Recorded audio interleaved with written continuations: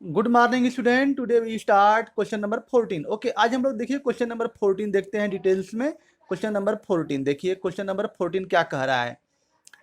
A B C are mutually perpendicular vectors. जो A B और सी है ये तीनों जो है परपेंडिकुलर हैं। ए जो है बी के परपेंडिकुलर, बी सी के परपेंडिकुलर, सी ए के परपेंडिकुलर।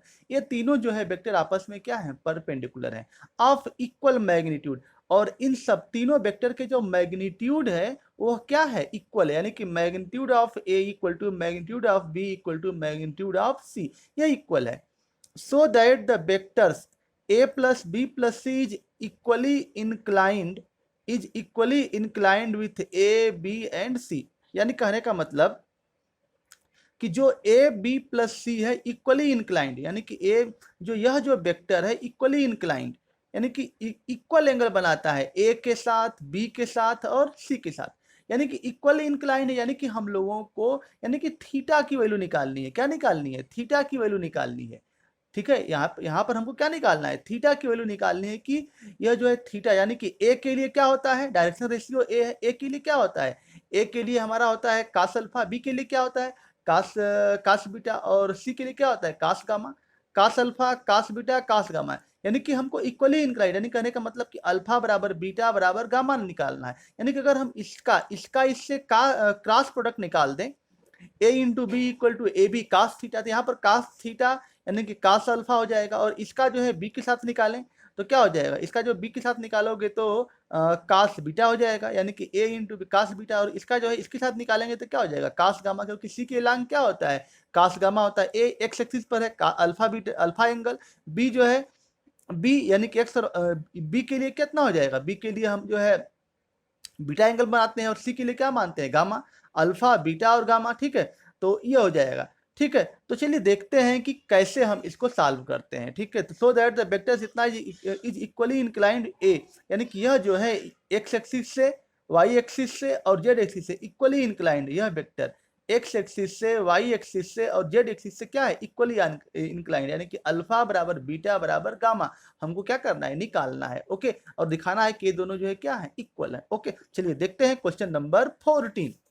तो चलिए देखिए क्वेश्चन नंबर 14 कैसे सॉल्व करते हैं। देखिए क्वेश्चन नंबर 14 को हम लोग डिटेल्स में इसको स्टडी कर रहे हैं। देखिए तो क्वेश्चन नंबर 14 देखिए यहां से,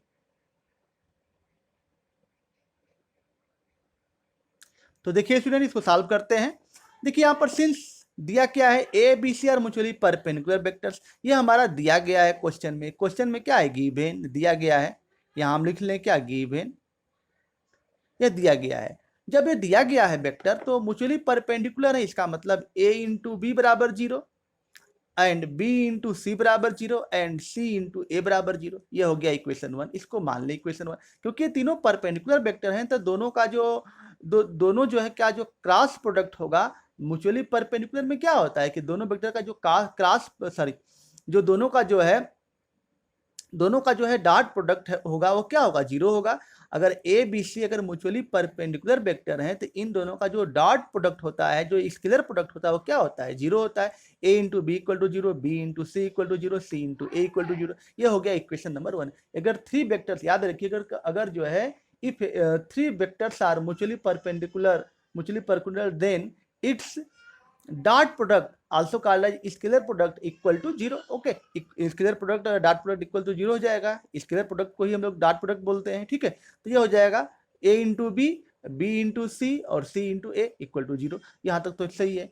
अब आगे चलिए, एंड और भी दिया गया है magnitude of A equal to magnitude of B equal to magnitude of C equal, यह जो है ये तीनों का जो मैग्नीट्यूड है वह क्या दिया गया है, इक्वल दिया गया। तो ए का मैग्नीट्यूड यह हो गया, बी का मैग्नीट्यूड यह हो गया, सी का मैग्नीट्यूड यह हो गया, ये गिवन है, दिया गया है।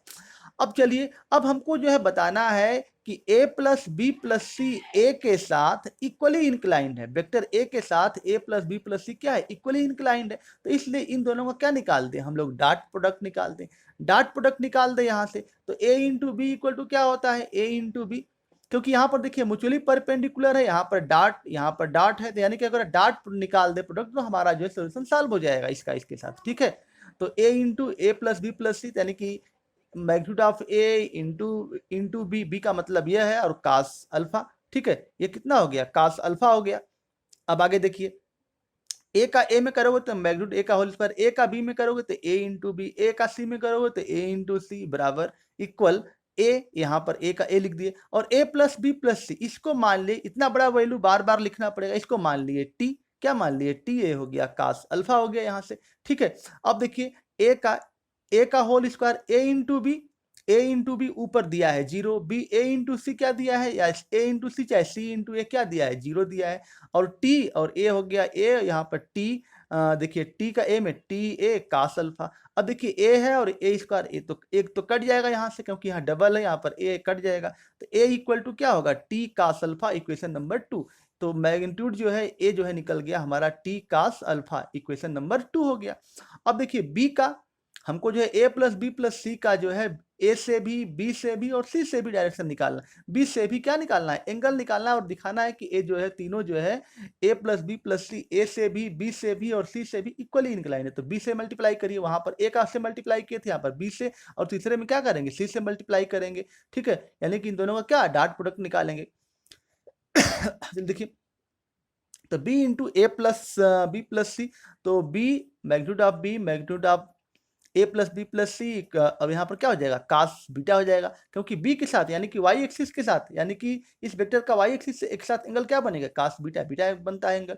तो यहाँ पर b देखिए a के साथ और c के साथ 0 हो जाएगा, मल्टीप्लाई करोगे तो b इंटू बी क्या मैग्नीट्यूड b का होल स्क्वायर, और b इंटू टी, और यहाँ पर कास बीटा। अब यहाँ पर देखिए b यहाँ से एक ठो कट जाएगा, तो b इक्वल टू क्या t cos beta, equation number 3। तो सिमिलरली इसी तरह से हम c निकाल सकते हैं, similarly c equal to t cos gamma, equation number 4।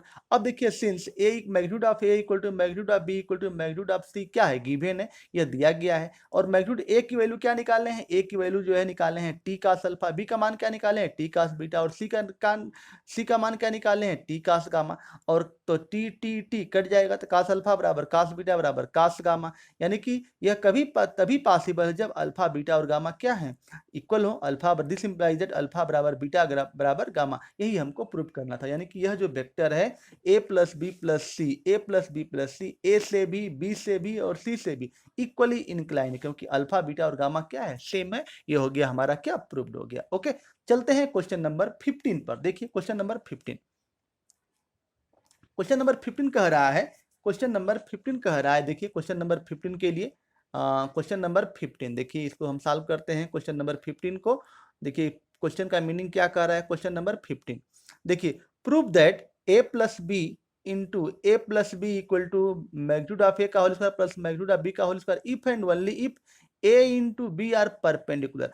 कह रहा है कि प्रूव दैट इतना, यह दिया गया है इतना equal to if and only if A B are perpendicular, यानी कि यह जो है यह अगर बराबर है, प्रूव दैट में यह इफ जो है, यानी कि यह वाला अगर बराबर है, यह वाला गिवन है दिया गया है, if and only if A B are perpendicular, a और बी जो है परपेंडिकुलर हो, ए और बी परपेंडिकुलर हो, यानी कि ए और बी परपेंडिकुलर, यानी इसका मतलब हो गया कि इसका जो डॉट प्रोडक्ट है वो क्या है 0 है, और given A is not equal to B is not equal to 0, तो A into B equal to 0 यह दिया गया। यानी कह रहा है कि इफ एंड ओनली इफ, यानी कि दोनों लेफ्ट से राइट और राइट से left, if and only if का कंडीशन क्या होता है, देखिए इफ और ओनली इफ, देखिए बता दें इफ और ओनली इफ का कंडीशन यह होता है, देखिए यह जो है जैसे सॉलिड से बना लिक्विड, यह सही है ट्रू है, और फिर लिक्विड से सॉलिड यह हो जाएगा लिक्विड से सॉलिड, यानी कि कहने का इसी का नाम है इफ आई डबल एफ, ऐसे या ऐसे सिंबल है if and only if I double F बोला जाता है,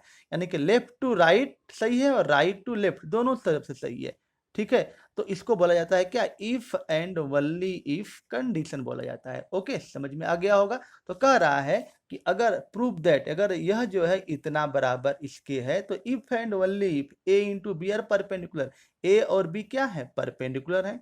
अगर ए और बी परपेंडिकुलर है, अगर ए और बी परपेंडिकुलर है तो यह वाला रिजल्ट ट्रू है।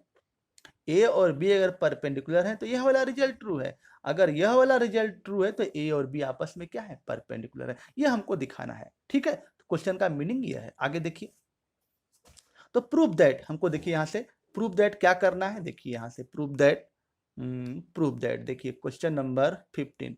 ठीक है, देखिए इसका प्रूव दैट, देखिए प्रूव दैट में, prove that a plus B into a plus B into dot product a plus b equal to magnitude ए का whole square plus magnitude B का होल स्क्वायर।